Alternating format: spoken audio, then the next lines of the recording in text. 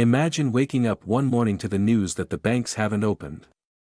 You grab your phone to check your balance, but the mobile app won't load. You walk to the ATM on the corner, there's a sign taped to it, out of service. Shops are open, but no one is accepting credit cards. Gas stations insist on cash only. Your rent is due, but the landlord won't accept a bank transfer. At first, you think it's just a temporary technical glitch. But then you notice the atmosphere on the street. People are forming long lines in front of shuttered bank branches. Supermarkets are filled with customers with carts stacked high, trying to pay with crumpled banknotes because their plastic cards are now useless.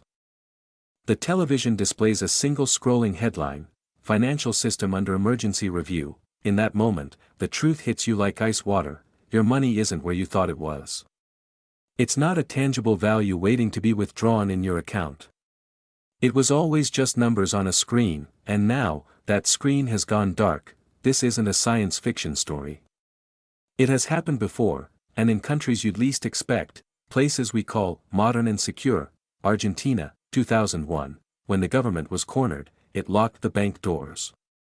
They called it the corralito, the little corral. People could only withdraw 250 pesos a week. Savings for homes, businesses, or retirement lost half their value overnight. Cyprus, 2013, citizens woke up to discover that the state had seized a portion of all deposits over €100,000 to rescue the collapsing banking system. Lebanon, 2019, corruption and collapse locked the banks. People eventually resorted to raiding bank branches with weapons just to access their own savings. In every case, the story was the same: the money you thought was yours actually belonged to them. The brilliant, yet weakest point of the financial system is fractional reserve banking. Banks do not keep your deposited money in a vault like a custodian. If you deposit 1,000 units, the bank might keep only 50 units in reserve and lend the rest to others. That loan becomes someone else's deposit, which is then lent out again. It is a credit machine created out of thin air. The system works only as long as everyone believes the doors will stay open. But once that trust cracks, the massive structure collapses like a house of cards. It's like a crowded theater: someone shouts, "Fire!"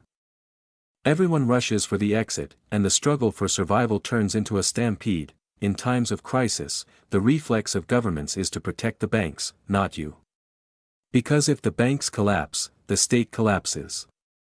Deposit insurance, like the FDIC in the US or TMSF in Turkey, sounds reassuring, but let's be honest, if everyone in the country demanded their money at once, that insurance fund would be a drop in the bucket. That insurance isn't there to protect your money, it's a placebo pill designed to keep you calm. We live in the age of smartphones and crypto, but the problems haven't disappeared, they've deepened.